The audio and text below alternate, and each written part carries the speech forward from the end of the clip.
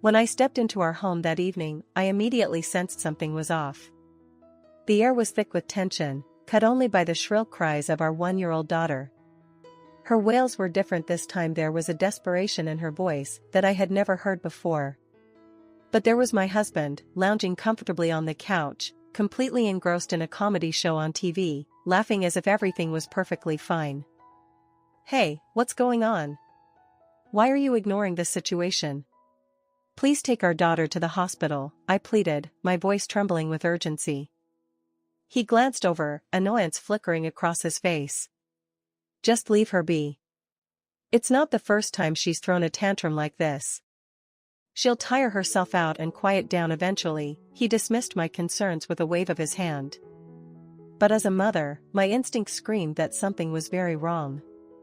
My daughter, worn out from crying, started to calm down, but her complexion looked ghastly pale, her lips a worrying shade of bloodless white. Not wasting a moment, I rushed to call an ambulance, my heart pounding in my chest. At the hospital, after the doctors had examined her, I was confronted with a shocking truth. It turned out my husband had continued to make decisions that jeopardized our daughter's safety, breaking promises he had made to me, and doing so secretly without any consultation. The severity of the situation hit me hard. When my husband arrived at the hospital later and was confronted about his actions, his face turned red with fury. "Are you all having fun ganging up on me, making me out to be the bad guy?" he exploded. "You told me to watch our daughter, so I did. You never said to comfort her if she cried or to take her to the hospital if something seemed wrong, did you?" Feeling utterly betrayed and wronged, he stormed out of the hospital, leaving without a trace of remorse even though his negligence had put our daughter in serious danger. Watching him leave, I resolved that I couldn't let this go. Revenge, or at least justice, seemed the only path forward. Thinking back, I recalled how we met. My husband had seemed so different then. We first crossed paths during volunteer work in our community. While my involvement was personal, his was mandated by his company's policy. He was particularly good with people, showing genuine compassion towards the elderly and young children. His kind demeanor was what drew me to him in the first place. Our occasional interactions during volunteer events gradually blossomed into a personal relationship. He made a heartfelt proposal, and we were married shortly after. Leaving my hometown to settle in the city, where my life and job now centered, seemed like the right decision at the time. We lived conveniently close to his work, which made daily commutes easier for him, and initially, our married life was harmonious.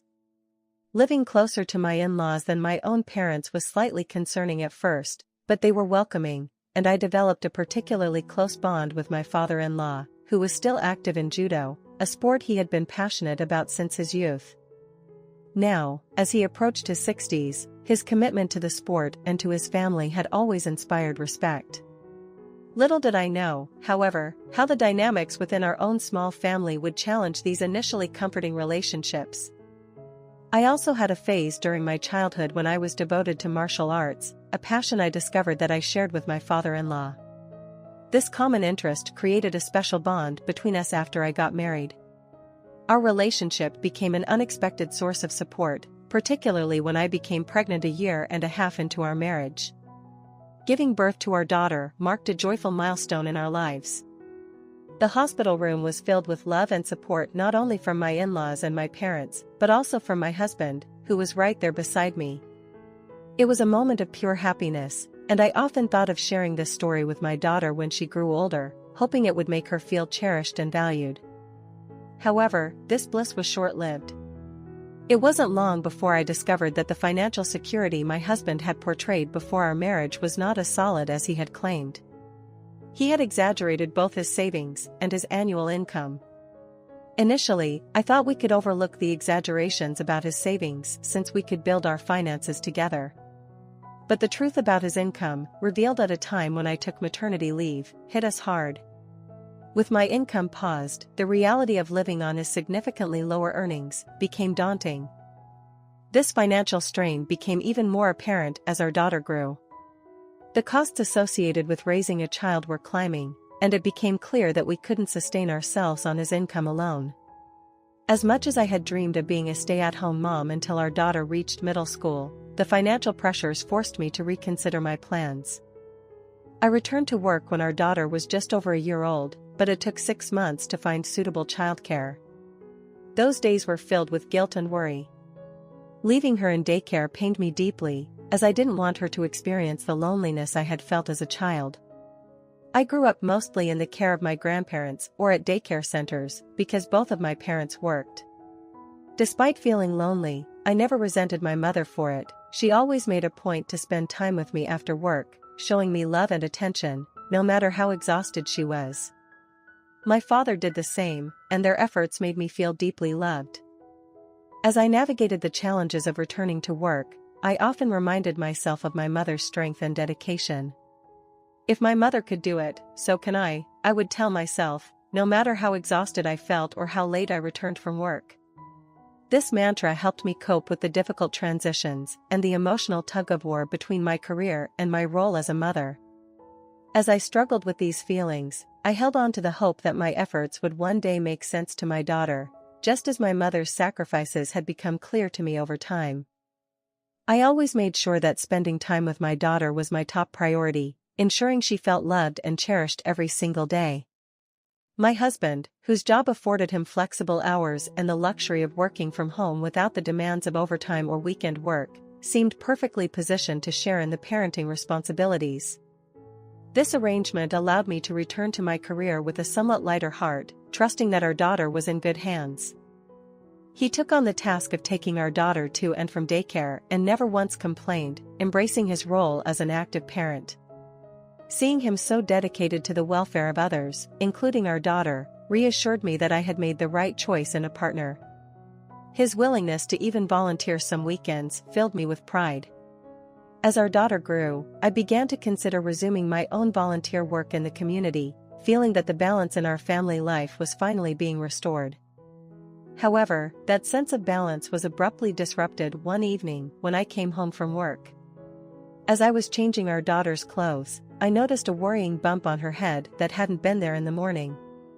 Concern washed over me, and I immediately questioned my husband about it.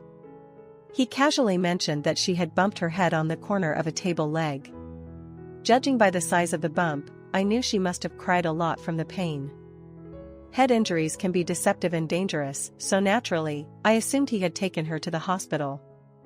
Just bumping her head a bit, that's an overreaction, my husband laughed off my concerns. I lost my cool, snapping back at him. Adults are often advised to get medical checks after head impacts. It was inconceivable to me that he, without any medical expertise, had decided against it. His defensive response only fueled my frustration. Why should I be complained at when I was looking after her while working from home?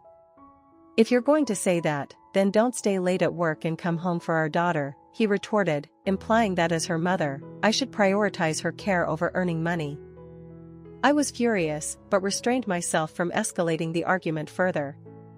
I couldn't help but think that if he earned more, we wouldn't be in this predicament. He could work a part-time job in the evenings, or switch to a better-paying company if there was really no overtime involved. The realization that parenting was a long road and wondering if this laid-back attitude of his was sustainable made me anxious. Since this incident, I've grown wary of leaving our daughter solely in my husband's care. I've started to handle most of her needs myself, ensuring she was safe and well looked after.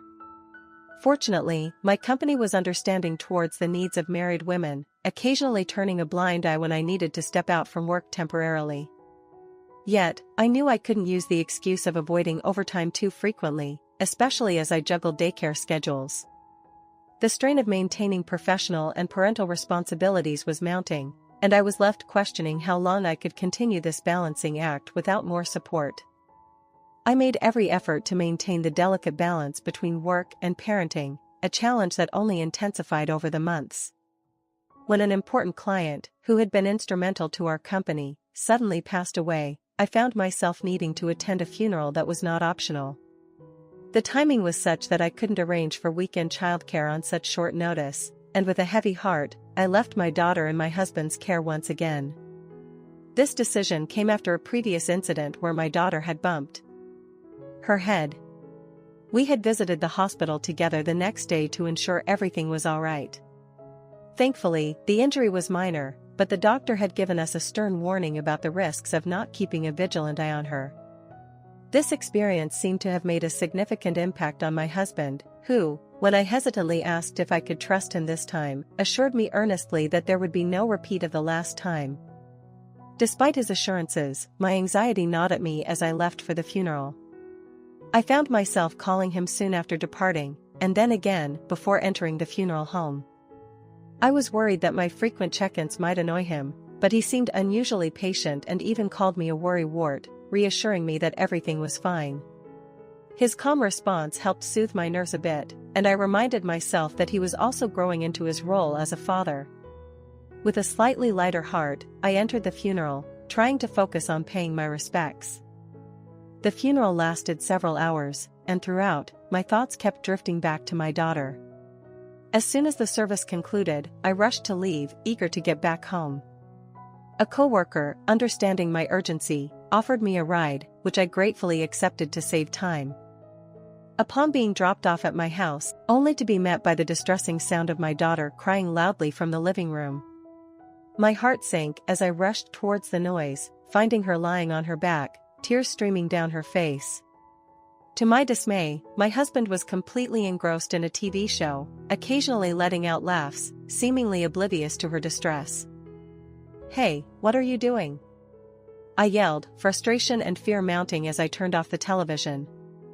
Annoyed, he snapped back, accusing me of ruining the best part of his show. He snatched the remote from my hand and resumed watching, blatantly ignoring me and turning up the volume even louder. Meanwhile, my daughter's cries began to subside, but not out of comfort or exhaustion. Her complexion was growing pale, and she seemed to struggle with breathing. "Please get the car ready now," I urged my husband, panic setting in. Although I could drive, my confidence as a novice driver was shaky. We had kept the car despite the financial strain it placed on us, reasoning that it could be crucial in an emergency like this. My husband, caught off guard by the urgency in my voice, finally seemed to snap out of his indifference and sprang into action. As he hurried to prepare the car, I scooped up my daughter, preparing to rush her to the hospital, haunted by the fear of how close we might be to a real tragedy. With my daughter's condition worsening rapidly, her lips pallid and her breathing labored, I could no longer wait for my husband's procrastination. Ignoring his promise to go to the hospital after his show, I called an ambulance. I quickly gathered the essentials and rode with her to the hospital, feeling every second stretch into eternity. We initially aimed for the pediatric clinic that usually took care of my daughter, but given the late hour on a holiday, it was closed for emergencies. The ambulance crew scrambled to find another hospital that could take us. After being rejected by a couple of hospitals, we finally got acceptance from a general hospital in the next town over. Meanwhile, my husband remained absorbed in his television program, detached from the urgency of our crisis. I informed him coldly that I would call him once we arrived at the hospital, and left with my daughter alone. Upon our arrival, the on-duty doctor, who appeared young and perhaps less experienced, resembling what one might uncharitably call a part-time physician, immediately took her in for examination. Despite my initial reservations, the doctor was thorough and swift in his assessment and treatment. He explained that we had arrived just in time, any later could have been disastrous. His assurance that she was now safe brought a wave of relief over me, so intense that I nearly collapsed from the strain. A nurse informed me that the doctor would explain everything and that my daughter would need to stay overnight for observation. When the doctor approached, he began with the conclusion that had shocked me to my core: my daughter had accidentally ingested an e-cigarette. Even a tiny amount was hazardous for her tiny body, leading to her severe reaction. When asked about any smokers in the home, I initially denied it, as my husband had promised to quit smoking when I was pregnant, and since then, I hadn't seen him smoke or smelled tobacco on him.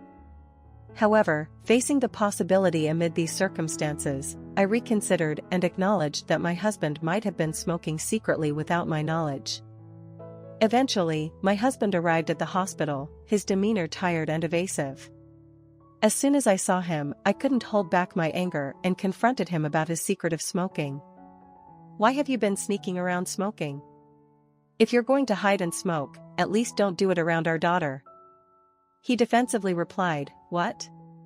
What's with the sudden outburst? It's fine now, isn't it? The pregnancy is over." "That's not the point," I retorted, infuriated by his trivialization of our daughter's condition and his indifferent attitude. That's when the doctor, who had been silent until now, interjected firmly, "I'm not here to interrogate you on why you smoked in secret from your wife. However, children are curious and tend to put everything in their mouths. It's common sense for a father to keep anything that might be ingested out of reach." The doctor's words cut through the tension, emphasizing the negligence that had put our daughter in danger. This episode not only revealed the hidden habits of my husband but also underscored a grave lapse in our parenting responsibilities. As I sat in the hospital, watching over my daughter as she slept, recovering from an ordeal that could have been prevented, I pondered the changes that needed to be made to ensure her safety and well-being in the future. He also sternly reprimanded my husband for not imagining the harm even a small amount could do to a 1-year-old. In an era when the dangers of tobacco are well known to adults, his lack of foresight was glaring.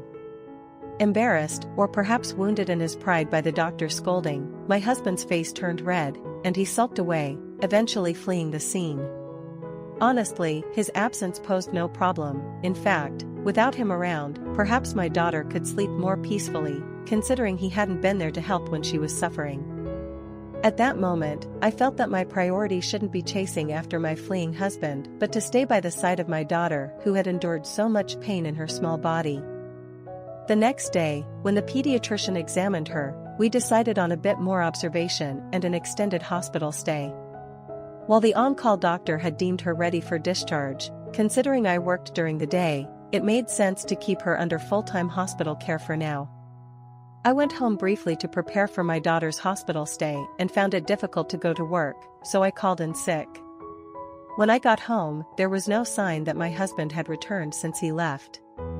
Had he just sulked and come back home, maybe there would have been room for a redo. But he pretended not to see it, not even feeling bad about what he did to his daughter. When it was pointed out to him, he got upset and ran away from home. His actions were on par with those of a middle schooler. I was appalled. My daughter's recovery is the priority now, but once that's over, I've strongly considered divorcing my husband. However, 3 days passed, and my husband hadn't returned. I had no clue where he might be, despite looking everywhere I could think of. By the 5th day, I couldn't stand it anymore and contacted my in-laws, telling them everything that had happened. After hearing from me, my in-laws found out that my husband was at least showing up for work and ambushed him at his workplace. In fact, I had called his company the day he didn't come home, but they said he hadn't come in. Whether he instructed them to say that to my calls, or he truly hadn't shown up, I didn't know, but I was relieved to hear he was at least safe. He might be a failure as an adult, a husband, and a father, but the thought of him dying out there would be too much for me to bear.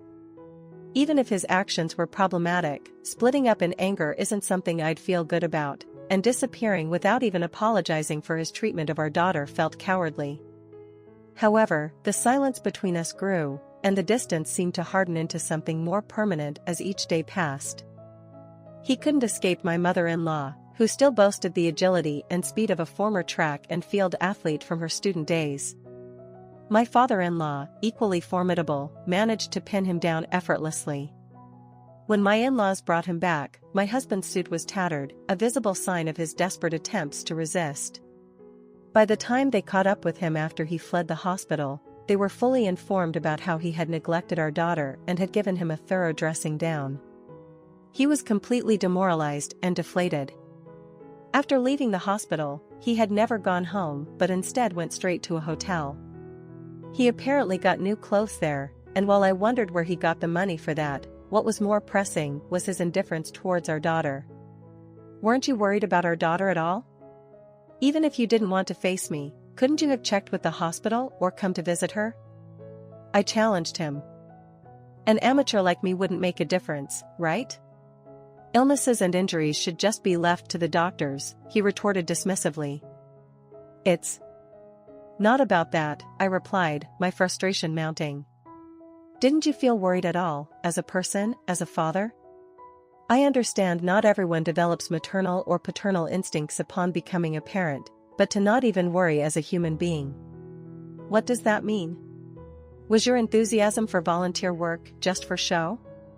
I'm more disappointed by your lack of human emotion than your absence of fatherly instincts. I'm sorry, but I don't think I can do this anymore. Let's get a divorce, I said, my decision heavy but clear. Divorce? Isn't that an overreaction for such a small thing? Besides, it was our daughter who put it in her mouth, because you didn't discipline her properly, he argued. I wish I could spend more time teaching and raising our daughter slowly. Moreover, it's far easier for an adult to be cautious than to discipline a young child, I countered, my voice tinged with regret. I wanted to blame it on my husband not being more responsible or his poor earnings, but saying that felt wrong as I struggled with how to persuade him. At that moment, my father-in-law, who had been quietly listening, finally spoke up. Enough is enough. The real issue is your lack of patience, he said, addressing my husband. Apparently, my husband once worked for a company that paid better but couldn't handle the intense workload and resigned to join his current company. The conditions were no overtime, no business trips, no transfers, and no work on holidays. He chose this company wanting to make meaningful use of his personal time, even though it meant his salary wouldn't increase. When we got married, my in-laws were surprised I decided to marry him, despite his income. Today, it's outdated to expect the husband to be the sole breadwinner, my father-in-law concluded, trying to bring some perspective to the deepening rift between us. As I listened, I wondered if there was a path to reconciliation, or if the divide had grown too deep, underscored by today's revelation and confrontation. It's not bad for the one who can earn to do so and the other to take care of home responsibilities, my in-laws had mentioned, suggesting that they thought our marriage was underpinned by such an understanding. Yet, they stressed that you get into trouble because you pretend to be more than you are, and that marriage means taking on your partner's life as well. You don't have the right to have a family if you're not prepared for that, they added sternly. My husband, overwhelmed by his was sternly reprimanded and told he needed a serious attitude adjustment. If he wanted to continue the marriage, he would have to attend the dojo daily. Traumatized by the strict training he received at his father-in-law's dojo during his childhood to the point that just seeing a judo uniform would cause him to hyperventilate, he muttered about preferring divorce over reliving that nightmare. Under my father-in-law's pressure, we were able to smoothly proceed with the divorce. Sometime after the divorce, my husband contacted me. During the divorce proceedings, we had agreed that instead of a lump sum, he would pay child support monthly until our daughter turns 20. My in-laws have been strictly monitoring the payments, and so far, there have been no delays. However, when my husband hinted that the payments might become difficult, I initially thought he was talking about the child support and answered the phone. Actually, my colleague saw me being pinned down with a grappling technique by my dad, he started, revealing that the incident had become quite the spectacle, becoming a hot topic at his workplace. Feeling humiliated by my father-in-law, he confided to his colleague that it was just a minor incident that everyone blew out of proportion. Regarding what he did to our daughter, he even said, "I was just looking after my daughter because my wife asked me to, and then I got scolded, which was really inconvenient for me." Indeed, I had asked him to make sure our daughter didn't fall or bump into anything and to watch her carefully. That doesn't mean just to look after her in a passive sense, but my husband explained it as if he was just watching because I had asked him to. However, that backfired when his colleague ended up saying, "Man, you're lame. That's like saying you were told to watch a bag but didn't chase the thief because you weren't specifically told to retrieve it if stolen. You're just being contrarian. What are you, a kid?" Moreover, since my husband spoke about it loudly in the cafeteria, all the surrounding employees heard it, and he ended up being criticized by those who listened as being unreasonable. After hearing the rumors, his boss called him in for a lecture about what he learned from his volunteer work, leaving him feeling uncomfortable at work, as if being looked at with disdain. He mentioned that work was becoming difficult and he might not be able to pay child support if this continues. He tearfully begged me to explain to everyone that it wasn't his fault and that it was just everyone else making a big deal out of it. My husband hadn't shown any remorse. Despite his pleas, I found it hard to sympathize. His failure to grasp the gravity of his actions and the ongoing repercussions in all aspects of his life was a painful reminder of the rift that had grown too deep to mend. He agreed to the divorce and to pay child support, perhaps because he didn't want to face any more scolding from my father-in-law. Maybe, in some way, he saw marrying me as an easy way out, a good mark to achieve. Throughout our marriage, I was the primary financial supporter. You've never apologized to me or our daughter, have you? I don't recall being thanked either. Why should I listen to your requests? I agreed to the divorce and the child support, didn't I? What more do you want from me? It's your turn to do something for me. After all, I got a lot of flack from your dad because of you, he argued. Listening to my husband's reasoning only gave me a headache. I told him not to call me about anything other than child support ever again and hung up. But he called back persistently, begging me to help. Annoyed, I told him that my father-in-law was currently visiting, and with that, the persistent calls stopped. Later, I heard from my in-laws that my husband felt so out of place at his job that he resigned on his own. Lacking technical skills, he managed to find a new job, but only at a company with even lower wages. He sought financial help from my in-laws, but my father-in-law firmly rejected him.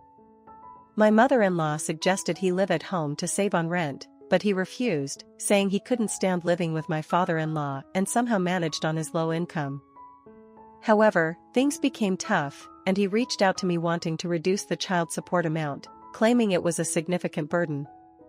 You have nothing else to offer our daughter but money, so at least do that much. If you really want a reduction, let's go through lawyers, but know that I won't agree to a decrease, even if it goes to court. I also warned him that if payments were delayed, I'd sue to recover the funds. He decided it was better to keep paying the agreed amount on time than to cover lawyer fees. I moved back to my parents' house and am balancing parenting and work with their help.